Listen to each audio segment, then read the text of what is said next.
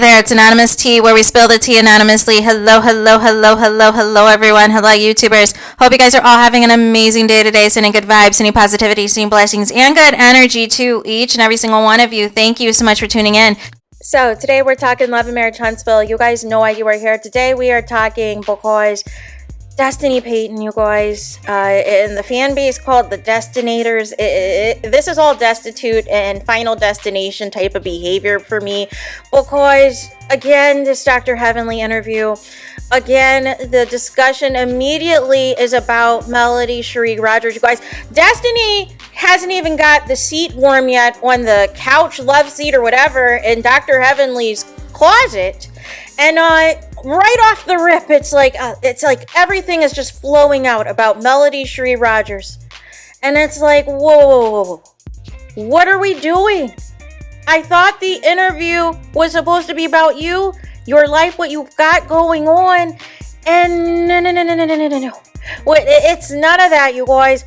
It is all about Mel. It is all about Sunny and Moses. But Destiny, what do you have going on? Why are you talking about all these other people?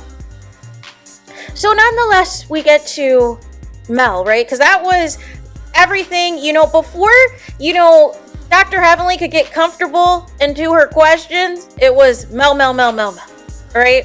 Before the interview really could officially kick off, it was like, oh no, Destiny, I'm conducting the interview. I am going to say as much about Mel as possible. I got to get it off my chest, right off the rip, you guys. And guess what she has said this time, right? The same Destiny that said that Mel was not a good friend to her, right? Says in this interview that the friendship was not one-sided, that they were good friends to each other. Well, why did you say in another interview that she was not a good friend? That kicked off all of this other stuff, right? So then Destiny goes into with Dr. Heavenly how, Mel always supports black businesses and how her and Mel supported each other and how they gave each other sponsorship money and all of these things, you guys. And then we get to the meat and potatoes of why Destiny really set up this, it wasn't a one-sided friendship, because it was a setup, you guys, to spread more information about Melody Cherie Rogers. What am I talking about? Well, now all of a sudden, even though Destiny couldn't really accurately give the correct figures for somebody who I would think know how much money somebody quote-unquote loaned them or helped them out, right? Destiny says that money-making Mel's math is not mathing, and that the alleged amount that Melody Cherie Rogers gave to Destiny was less than what she reported. Now, here's the thing. It's been 2 years, Destiny. And if Mel had lied like that, where were your receipts these past 2 years? Where was your PayPal receipt, your Zelle, your Venmo, your CashApp? Where are your receipts to say, hey, this is not the amount that Melody Cherie Rogers gave me? Why did you let that ride, right? Oh, no. Let me run that back, right? Because it was an opportunity for you to play victim because you were upset that Mel exposed you. Because you had the audacity to go in these interviews saying Mel wasn't there for you, Mel didn't talk to you, Mel didn't do anything when you were going through the struggle. Only to find out behind the scenes, Mel was giving you thousands of dollars that was supposed to go to keep the lights on and other bills and all of the things. And this is the thanks that she gets? You going on every single podcast known to man to bash her? What's next? Tasha K? Funky Dineva? Are you just going to do the rounds with larger and larger platforms until somebody believes the nonsense? And see, here's the problem now, right? Because then Destiny made some comment about how Mel kept a voicemail in which, Destiny was very grateful. Because I guess randomly prior to this, Mel had randomly given Destiny $1,000. Either it went to her PayPal or something, and it was just out of the blue. And Destiny, I guess, was very emotional, called Mel, left a voicemail or whatever, and said that Mel saved the voicemail as a quote-unquote receipt. I don't know about y'all, but if you have, your phones for a long time, or you have it set up to where your stuff is backed up, especially on an iPhone, your voicemails will always be saved, you guys. I don't understand why Destiny thinks this is some like smoking gun, as if Mel is looking through her phone and is like, let me keep all the voicemails from Destiny so I can use it later on. No. Mel isn't thinking about you. Mel isn't talking about you. Mel isn't even filming with you. So why are you doing these interviews going this hard at Mel? What is your real issue? It's giving that certain people are sending you off to this smear and defamation and slander campaign when none of us asked for it. None of us wanted it. None of us cared. But to say the math isn't mathing now after a couple of years, if it was so outrageous of an amount, if a few $1,000s were off Destiny, why didn't you come out sooner?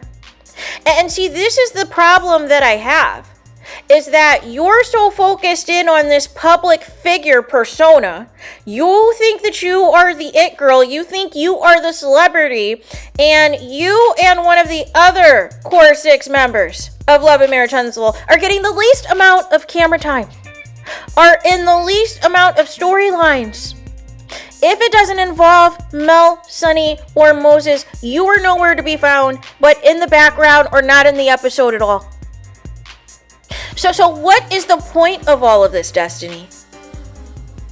And what's going to happen, the bigger question, is if Mel posts the actual receipts of whatever transactions she did assist you, that is going to refute your latest claims in this Dr. Heavenly interview, you guys.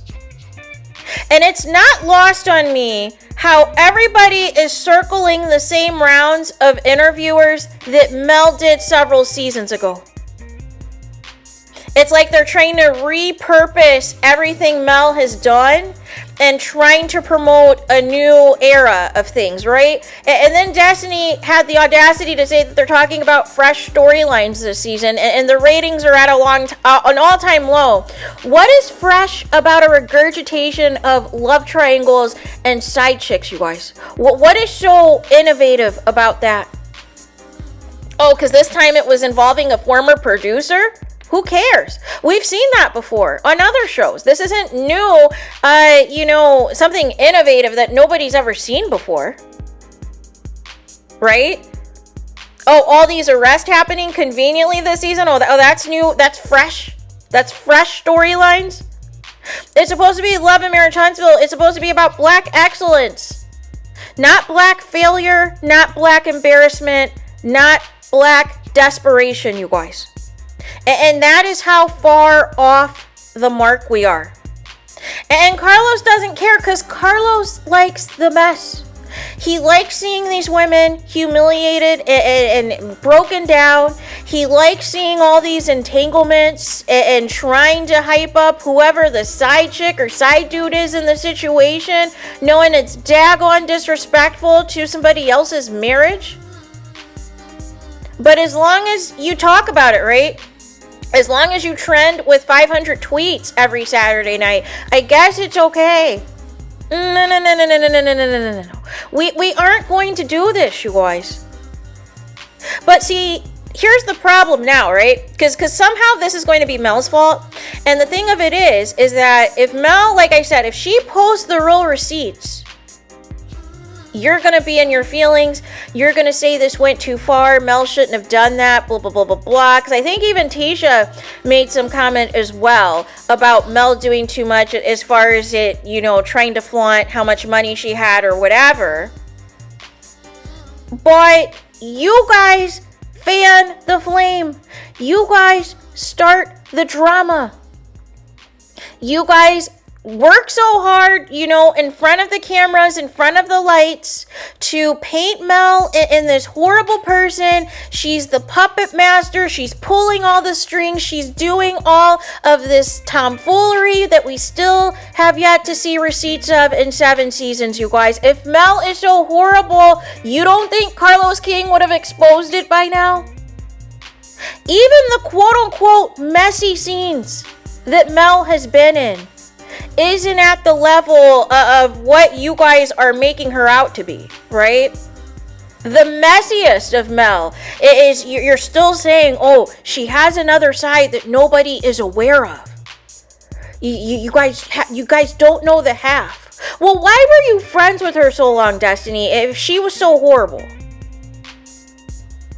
Here's the thing. You got caught being two-faced, talking about Mel, and Mel said thanks but no thanks. You tried to say Mel was a bad friend. She pulled receipts that she was the one trying to contact you and you were ignoring her.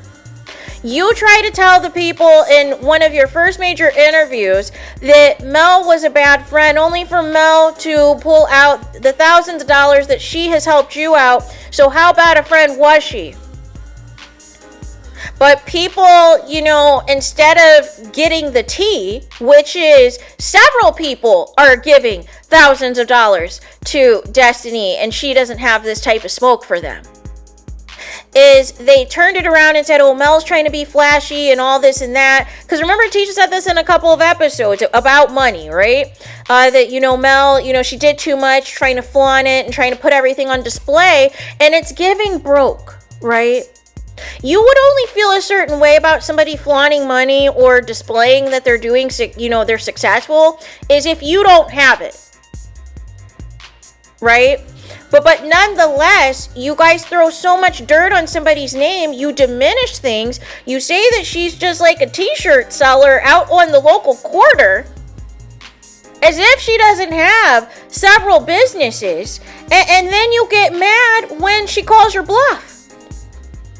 But all this baiting that Destiny and Letitia's mom are doing is exhausting. And Carlos King, once again, is doing the mute challenge. I'm sure ideally he would love to send Martell out on this smear campaign and all the things, but he's convicted now and a liability right now. And then with this lawsuit, like where do we go from here, you guys? But you have all this time, Destiny, nothing but time, to go to every single podcast you can and not discuss anything of importance that's going on with you. So why are we supposed to take you seriously now? Anytime there's an opportunity for you guys to quote unquote expose Mel, you're trying to tell me you wouldn't take that opportunity? Because you had no problem immediately believing any and everything Martell said about Mel. The moment Mel refused to take him back the final time, the moment Mel filed for divorce for good, the moment Mel, dissolved those businesses with Martell, the moment she put the final nail in the coffin and went back to her maiden name, you guys. All of these things that have taken place, and Martell has been on some get back ever since. Martell has been on some revenge ever since, including the revenge P and the 3rd degree DV harassment charge. So nonetheless, you guys ate it up because you felt a certain way about Mel anyways, because she's successful, because she has the largest fan base, because she has the most followers out of all of you, and you couldn't handle it. So what are we achieving at this point, right? It tells me more about you that you cannot sit down for 5 seconds and even just like I say about Letitia's mom, Phonics Unhooked, that she can't even take 24 hours to not say Mel's name, not reference Mel, not sub Mel, not get on a live and not talk about Mel the entire time, because nobody's going to tune in if you don't. Which is why I crack up at the people who are saying, oh, we don't need Mel on the show anymore. Well, Mel's your storyline. And this season, by extension, her fan base and the Mel supporters and millimeters. So what are you going to talk about if she's gone? You would actually have to talk about yourselves. But see, you're mad because Mel's not going to be filming all these scenes with you guys to use her pain and use the things that she's going through with her ex-husband so you can hide behind it once again. You guys have been doing it every single season and Mel's had enough. But yet you have the audacity to be nosy about Mel's personal life and if she's dating anybody and all these things. But you don't really care. You would love it if Mel is dating somebody and that person ended up on the show so that you could attack them too. So that you could have Martell be, even more unhinged. No. You're mad because you lost the easiest friendship you could have had because you decided to get in front of the cameras and switch up. You decided to get out in front of the cameras and you allowed your ego to think that you were more important than anybody else and that you deserve the same accolades as anybody else in the cast. But when that fan base and that support didn't translate, you took it out on one person. And now we're here. Now Destiny is going to talk to anyone until she cannot talk anymore. Until enough people believe the slander about Mel, you guys. Like I said, prove it, post the receipts. I've been asking several times in several videos, where is your receipts on Mel? To validate all of these horrible things that you're saying about her. Where is the proof? And again, nobody provides me the proof. I ask all the time. Because I need to understand what is it we're missing. You all signed up to be on a reality TV show. You all know the ins and outs by now that it's not always going to be a pretty picture that's going to be painted of you. But with that being said, the completely different narrative you're portraying Mel versus what we even see on the show, even at her worst, isn't matching up, isn't making sense, and just sounds like haterade. So that's why, we all have to react and dissect all of this because one, Destiny, you can't seem to tell the truth.